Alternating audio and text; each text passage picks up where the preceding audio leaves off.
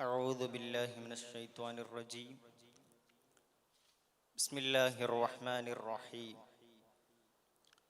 أم أمنتم من في السماء أن يرسل عليكم حاسبا فستعلمون كيف نذير ولقد كذب الذين من قبلهم فكيف كان نكير. ബഹുമാനാദരം നിറഞ്ഞ ഉസ്താദുമാർ, ശബ്ദം ശ്രവിക്കുന്ന സുഹൃത്തുക്കൾ, മഹാനായ അലി ഇബ്നു അബീ ത്വാലിബ് റളിയല്ലാഹു അൻഹു അവിടുന്ന് പറയുകയാണ്, ലൗ ശിഅ്തു ലഅഖർതു 70 ബഈറൻ ഫീ തഫ്സീരി ഫാത്തിഹത്തുൽ കിതാബ്. ഞാൻ ഉദ്ദേശിക്കുകയാണെങ്കിൽ ഫാത്തിഹയുടെ തഫ്സീർ കൊണ്ട് മാത്രം 70 ഒട്ടകങ്ങൾ ചുമക്കാൻ, അത്രയും തഫ്സീർ എഴുതാൻ എനിക്ക് സാധിക്കും എന്ന് പറയുമ്പോൾ പരിശുദ്ധമായ ഖുർആനിന്റെ ആശയങ്ങൾ, അർത്ഥതലങ്ങൾ എത്രത്തോളം വിശാലമാണെന്ന് നമുക്ക് മനസ്സിലാക്കാൻ സാധിക്കും. അത്തരത്തിൽ നോക്കുകയാണെങ്കിൽ ഖുർആനിന്റെ ഓരോരോ അധ്യായങ്ങൾക്കും സൂക്തങ്ങൾക്കും വിശാലമായ അർത്ഥതലങ്ങളുണ്ട്. ഖുർആൻ എന്നുള്ളത് വാഗ്ദാനങ്ങളുടെയും താക്കീതുകളുടെയും സംഹിതയാണെന്ന് വേണമെങ്കിൽ പറയാം. അല്ലാഹു സുബ്ഹാനഹു തആല അവന്റെ പരിശുദ്ധമായ ഖുർആനിൽ സൂറത്തുൽ മുൽക്കിന്റെ 17-ാം സൂക്തത്തിലൂടെ പറയുകയാണ്, അമിൻതും മൻ ഫിസ് സമാഇ അൻ യുർസില അലൈക്കും ഹാസിബൻ ഫസതഅലമൂന കൈഫ നദീർ. അമിൻതും മൻ ഫിസ് സമാ, ആകാശത്ത് അധികാരമുള്ള ഒരുത്തനിൽ നിന്നും നിങ്ങൾ നിർഭയരാണോ? അമിൻതും മൻ ഫിസ് സമാ എന്ന് പറയുമ്പോൾ ആകാശത്തുള്ള ഒരുത്തൻ എന്ന് അവിടെ അർത്ഥം വെക്കാൻ സാധിക്കുമോ? ഒരിക്കലും ഇല്ല. കാരണം അള്ളാഹുവിന്റെ സിഫത്തിൽപ്പെട്ടതാണ് മുഖാലഫത്തുൽ ഹവാദിസ്. സൃഷ്ടികളോട് പൂർണ്ണമായിട്ടും എതിരാകണം ഇലാഹാകുന്ന അള്ളാഹു എന്ന് പറയുമ്പോൾ ഒരു സ്ഥലം സ്വീകരിക്കുക എന്നുള്ളത് അള്ളാഹുവിനെ തൊട്ട് മുഹാലായിട്ടുള്ള ഒരു കാര്യം തന്നെയാണ്.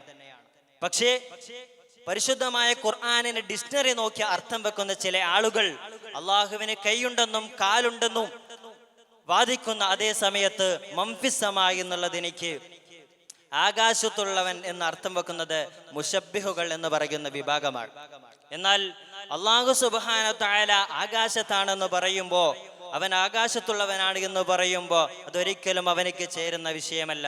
മഹാനായ ഇമാം റാസി റളിയല്ലാഹു അൻഹു അവിടുന്ന് പറയുന്നതായിട്ട് കാണാം, അല്ലാഹു സുബ്ഹാനഹു തആല ആകാശത്താണെന്ന് പറയുമ്പോൾ പരിശുദ്ധമായ ഖുർആനിൽ തന്നെ പറയുന്നുണ്ട് അള്ളാഹു അർശിന്റെ മുകളിലാണെന്ന് പറയുന്നുണ്ട്.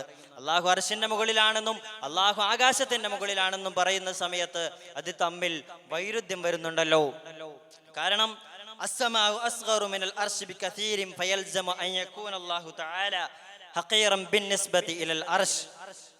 ആകാശവും ഭൂമിയും മറ്റു ഗോളങ്ങളെല്ലാം ചേർത്ത് നോക്കുമ്പോൾ അതിനെ ഒരു റിംഗ് ആയിട്ട് സങ്കല്പിക്കുകയാണെങ്കിൽ, വിശാലമായ ഒരു മരുഭൂമിയിൽ ആ റിങ്ങിനെ സങ്കല്പിക്കുമ്പോൾ എങ്ങനെയാണോ അതുപോലെയാണ് ആകാശവും മറ്റു ഗോളങ്ങളും അടങ്ങുന്ന ആ റിങ്ങും അർശും തമ്മിൽ. അപ്പോൾ അള്ളാഹു ആകാശത്തിന്റെ മുകളിലാണെന്ന് പറയുമ്പോൾ അള്ളാഹു അർശിനെക്കാളും ചെറുത്, അഥവാ അല്ലാഹു തആല ഹഖീറൻ ബിന്നിസ്ബതി ഇലൽ അർശ്, അർശിലേക്ക് ചേർത്ത് നോക്കുമ്പോൾ അള്ളാഹു വളരെ ചെറുതാണെന്ന് വരും.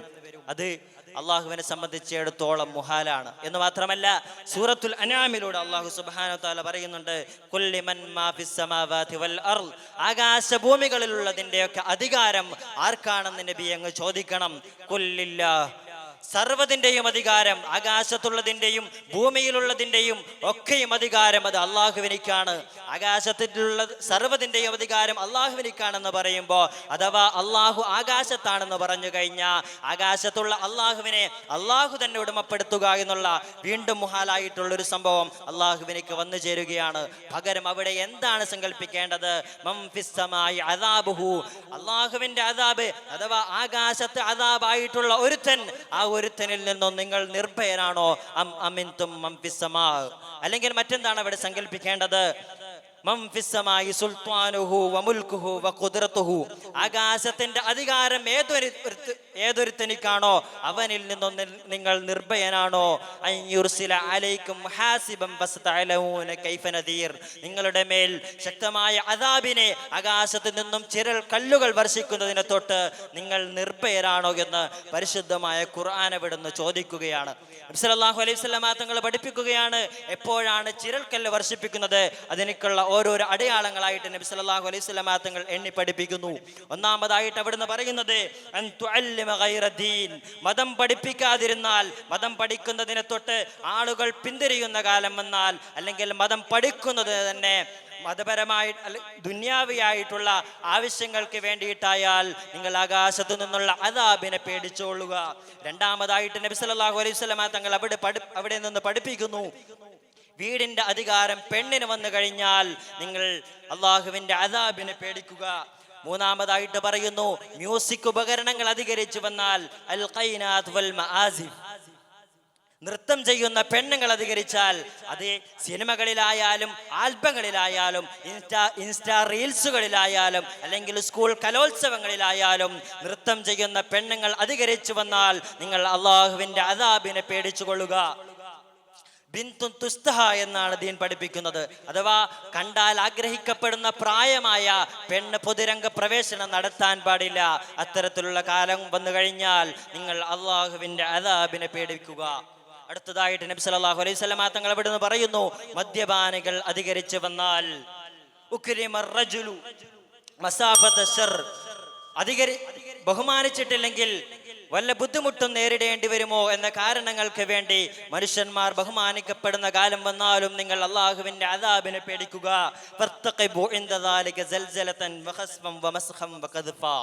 ഇത്തരത്തിലുള്ള സന്ദർഭത്തിൽ നിങ്ങൾ അള്ളാഹുവിന്റെ അദാബ് ആകാശത്തിൽ നിന്നും ചിരൽ കല്ലുകളായിട്ട് വർഷിക്കുന്നതിനെ പേടിച്ചുകൊള്ളുക.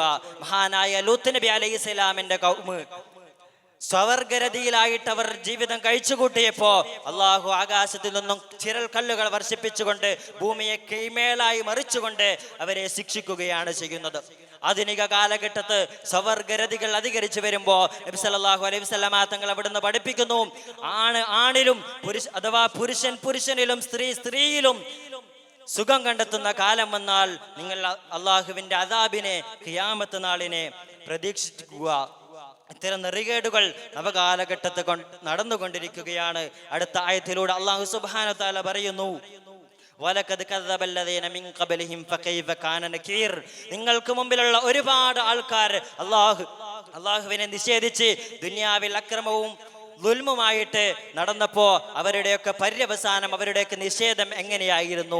സമൂദല്ലദീന ജാബു സുഖറ ബിൽ വാദ് വഫിർഔന ദിൽ ഔതാദ് അല്ലദീന തഗൗ ഫിൽ ബിലാദ് ഫഅക്സറു ഫീഹൽ ഫസാദ് ഫസബ്ബ അലൈഹിം റബ്ബുക സൗത അദാബ്. ദുനിയാവിൽ അക്രമവും അരാജകത്വവുമായിട്ട് നടന്നപ്പോ ഫസബ്ബ അലൈഹിം റബ്ബുക സൗത അദാബ്, അദാബ് ഇറക്കിക്കൊണ്ട് അല്ലാഹു അവരെ നശിപ്പിച്ചു കളഞ്ഞു.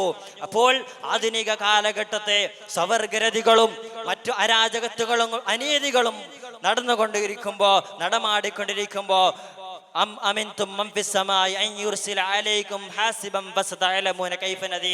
ഏത് സമയത്തും അള്ളാഹുവിന്റെ അദാബിനെ പേടിക്കാമെന്നിരിക്കെ നിങ്ങൾ അള്ളാഹുവിൽ നിന്നും നിർഭയനായിട്ട് എങ്ങനെയാണ് ജീവിക്കുന്നത്? അല്ലാഹു സുബ്ഹാനഹു വ തആല പെടുങ്ങനെയുള്ള അദാബുകളെ തൊട്ട് നമ്മളെയും നമുക്ക് വേണ്ടപ്പെട്ടവരെയും കാത്തുരക്ഷിക്കുമാറാകട്ടെ എന്ന് പ്രാർത്ഥനയോടുകൂടെ വാക്കുകൾക്ക് വിടാവ. ആഖിർ ദഅവാന അൽഹംദുലില്ലാഹി റബ്ബിൽ ആലമീൻ. അസ്സലാമു അലൈക്കും വറഹ്മത്തുള്ളാഹി.